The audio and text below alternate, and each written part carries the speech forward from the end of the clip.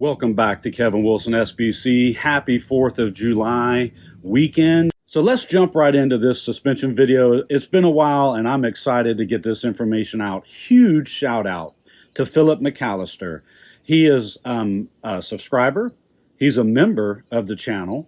He's a customer, and I really appreciate him allowing me to use his no prep truck, his footage, his photos, his experience with me. And I'm not going to give all the details of Philip's truck. I will let Philip share what he wants to share in the comments. That's up to him. But he's given me permission to talk about the remote suspension journey and the changes we made to help his no prep truck really do better in the no prep and back of the track event. I've been working with Philip since late 2022. And he and I have just re-engaged because he's made some improvements and some changes, more horsepower, more cubic inches. Like I said, I'm not going to go into those details, but he's also moved from a 31-inch slick to a 28-inch small tire slick, which is going to require some changes. And I'm going to cover that with you in this video, and we'll go into that. So thank you, Philip, for not only working with me and being a great customer, but thank you for allowing me to use some of your content here to hopefully help others in the no prep world. Here's how this video is going to work. I'm on the back porch. I'm doing this intro. I'll probably come back here and do the outro. But what I'm getting ready to do is we're getting ready to go to my desk, and we're going to actually go over actual footage of Philip's truck from when he first engaged with me through the process and up to now, and the changes I'm recommending he makes now. Philip can report back later. I'll do a part 2 video if he allows me to, and we'll let everybody know how the new changes help or hurt or don't change anything about the truck. Let me just be clear. I wish that I could do suspension magic and make everybody's drag car hook on a dirt road just magically. That doesn't happen. I can never promise you anything. I can tell you, and I can set your baseline up based on my years of experience that I know is a great place to start. However, there is so much more to getting a car down the back of the track or a full street no prep surface than just suspension. Absolutely, suspension is critical, but there is so much more to it than that. The biggest part of getting your suspension to work is power management and knowing how to take power out and bring power back in, knowing how to hit the suspension, knowing when to pull off the suspension. The 4-link bars, the ladder bars, the leaf springs, yes, they play a major part in it. But if you're not also a good tuner with how to manage the power of your car, you're going to struggle, and you will be very not competitive in the no prep back of the track world today.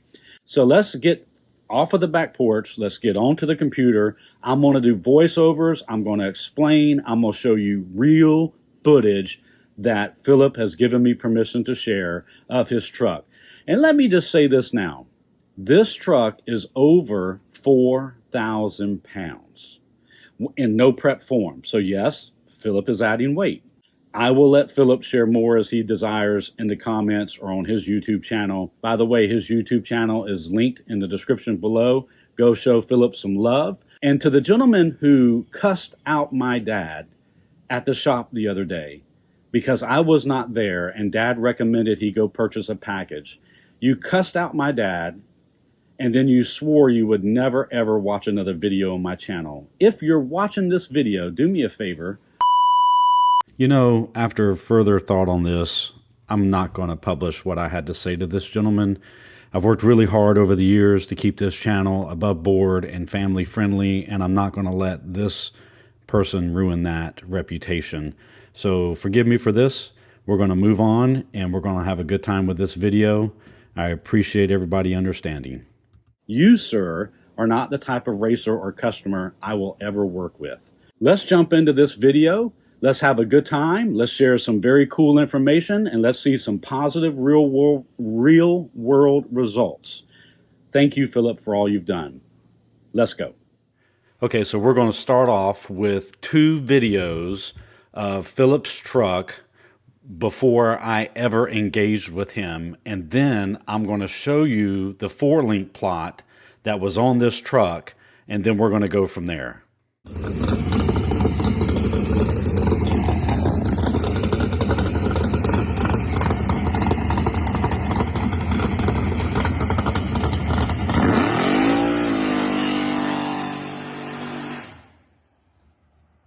Want to guide them in there, Merlin?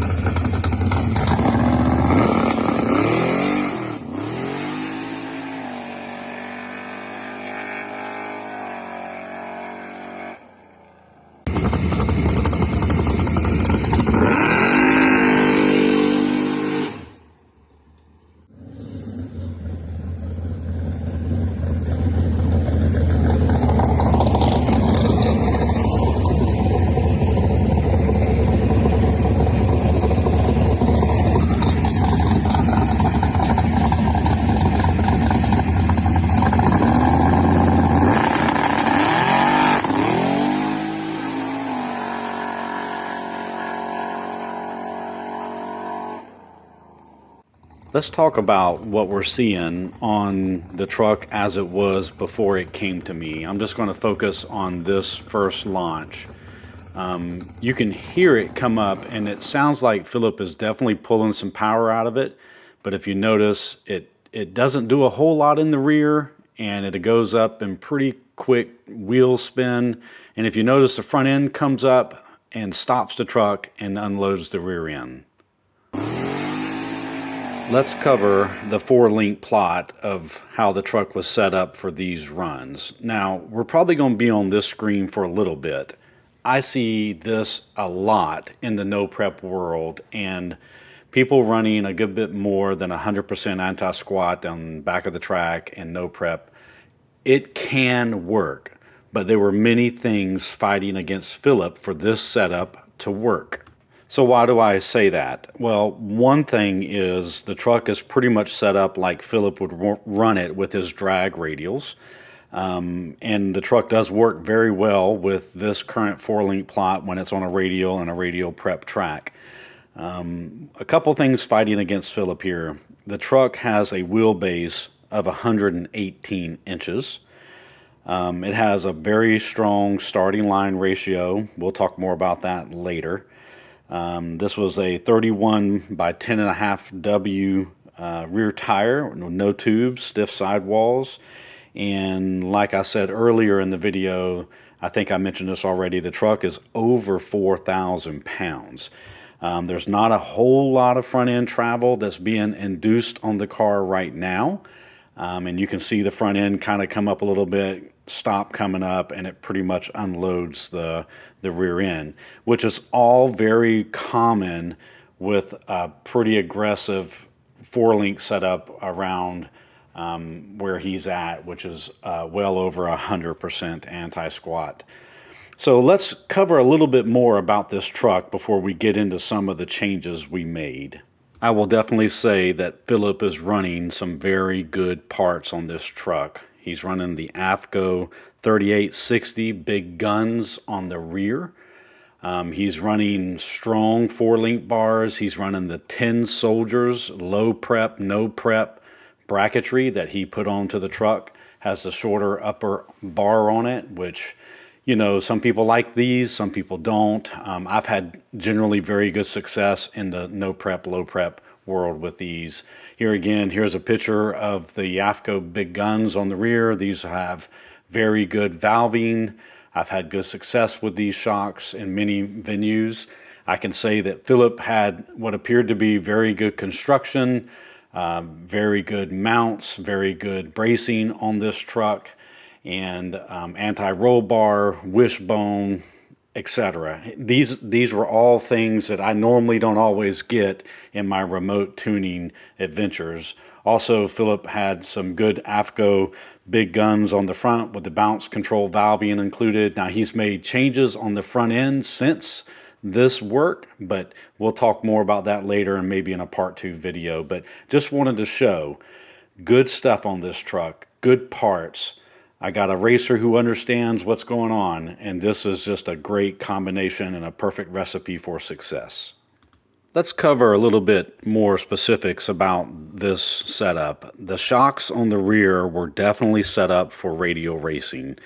So he had barely an inch of compression travel left. Now, what you're seeing on the screen is the rear end hanging, okay? But with the suspension loaded, Philip had about an inch of compression remaining, and the rest was all dedicated to extension. These are 6-inch shocks, so we needed to make a change there. 150-pound springs had pretty good compression, fully weighted for no prep. I wasn't too concerned about the weight of the springs. Like I said, the truck's over 4,000 pounds. So we were going to make some shock changes, which we'll get into here in a second. And we were going to have to make some pretty drastic 4-link changes with the combination of this truck. So all things considering, I was looking at the starting line ratio with a turbo 400 and rear gear of 430. I knew I was going to have to create some pretty serious chassis reaction, pull the chassis down over the rear end pretty quickly and hold it there. So we were going to make some pretty big bar changes. We were going to have to change the shock installed height, and I was definitely going to change the compression and rebound starting settings.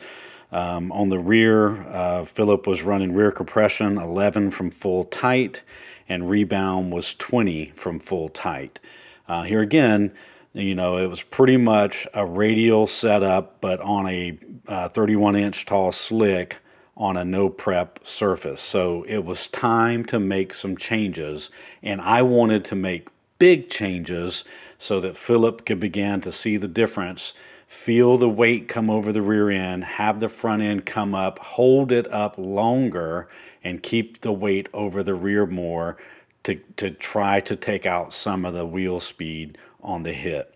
So let's cover some of that, and let's take a look at some videos from the changes, from the first changes that I recommended to Philip, and then we'll talk about the changes that were made on that. So let's go take a look at the videos.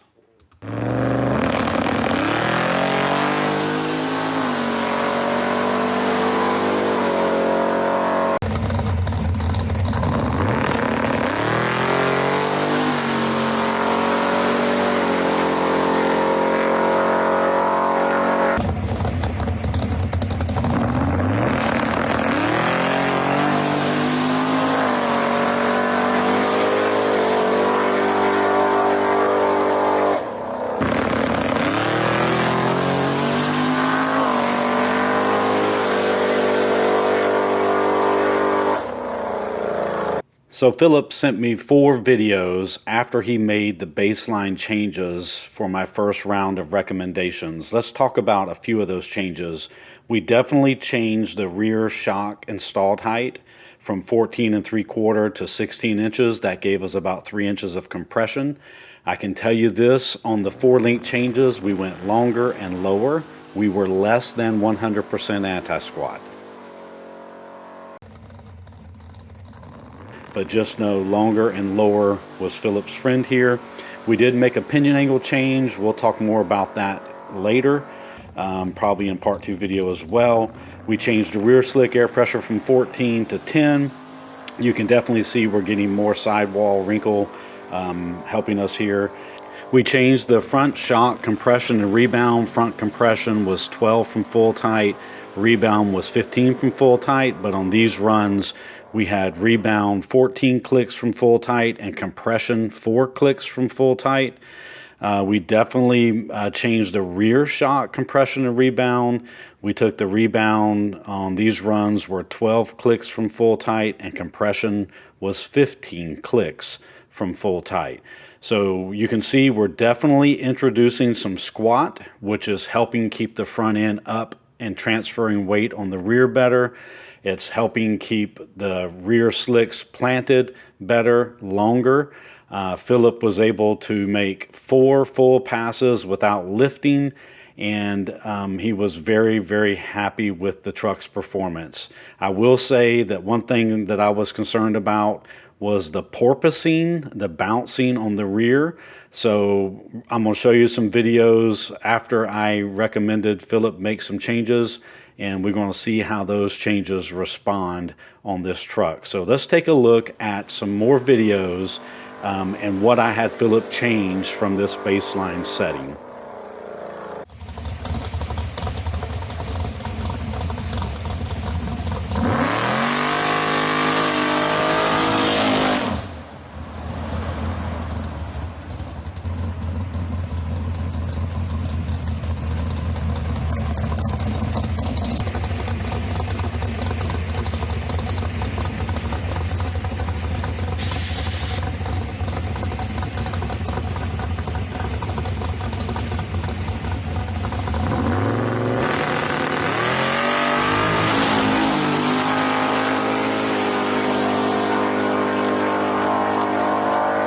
I asked Philip to go back and let's tighten the rear rebound by 4 clicks. So we took the rear rebound from 12 from full tight to 8 from full tight, and then we took the front compression as tight as it would go. So tighten the front compression as far as it'll go, because I want the front end up and I want the front end staying up, and that's also going to help eliminate some of this porpoising. So the whole idea was to get some of this bounce out of the rear end of the car by tightening tightening the rear rebound. We did not change rear compression. We left those as if they were in the other previous 4 videos after my baseline. And then we fully maxed out the front compression, trying to keep the shock from compressing on the front to keep the weight moved to the rear. And this is how the truck responded. You can see the truck definitely is pulling down over the rear. It's holding the front end up. You now see the front end coming up and staying up. It's not trying to fall back down. We definitely improved the rear porpoising a bunch.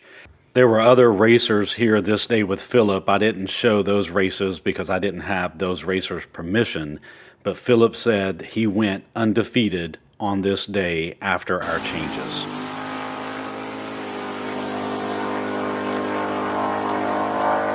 So the story doesn't end here. Philip has now come back to me after about a year or so.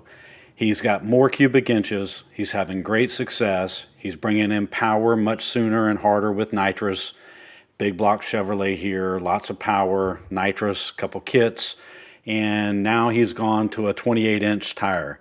And he definitely feels like he's probably hurting the 28-inch tire more than it needs to. Now, I'm going to show you some videos that Philip sent me. They're lower quality videos than the videos we have had up till now, but I'm going to show you some of these videos and I'm going to explain to you what I recommend Philip does at this point. And then I'd like to get with Philip and do a part 2 video, and if Philip is okay, I will share with you guys the 4-link plot that has got Philip here. Philip paid for my services, and I don't feel comfortable exposing information he paid for.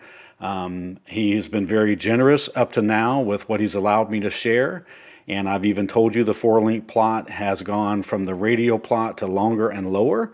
But I will let Philip and I have some conversations before we do more of this. But let me show you the videos on the 28-inch tire, and then I'll let you know what I've recommended Philip do from here.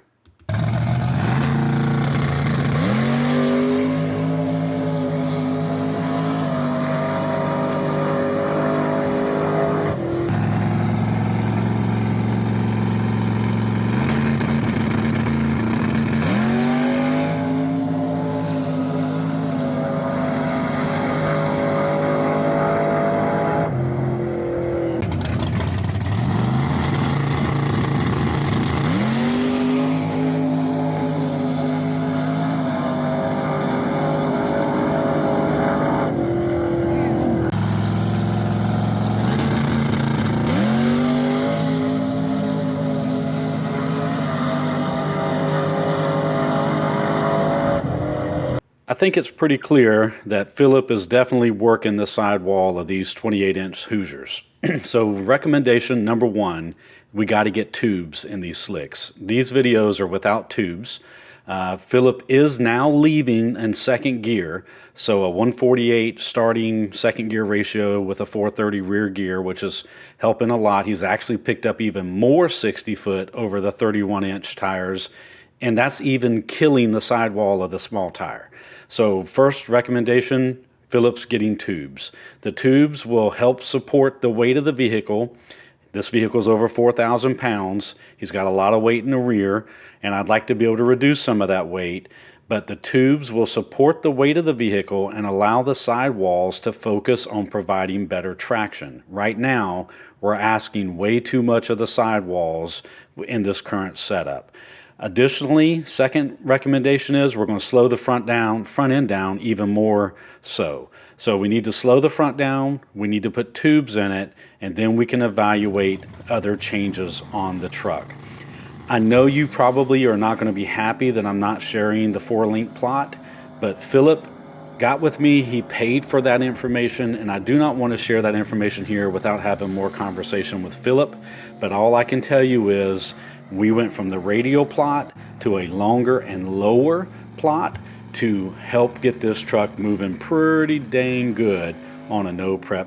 So more to come on part 2 once we get more video and more information to share. Okay, I hope that made sense. This is really cool information. And let me just say this. I know so many people who look at me and say, oh, Kevin is going to show you how to run more than 100% anti-squat with slicks and make it work. My earlier videos were trying to convey this message. The closer you can run your car to the anti-squat line, the more successful and energy you're going to apply to your car going forward down the track. It's not about running 130% or 60% anti-squat. It's what your combination needs, what your car is looking for with your power management, with your weights, with everything else, the entire combination, the gear ratios, the starting line ratios, your converter, everything plays into this. So it is really, really critical that I am not just a 100% or more anti-squat guy. It depends on the car.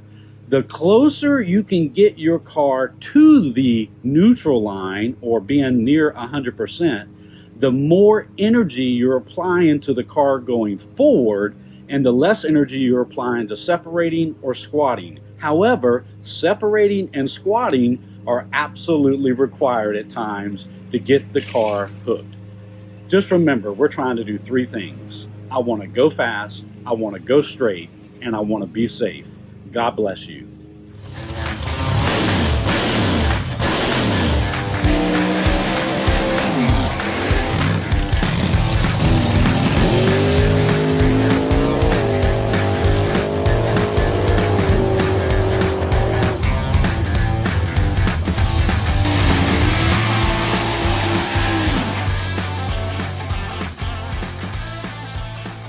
Tu, tu, tu, tu.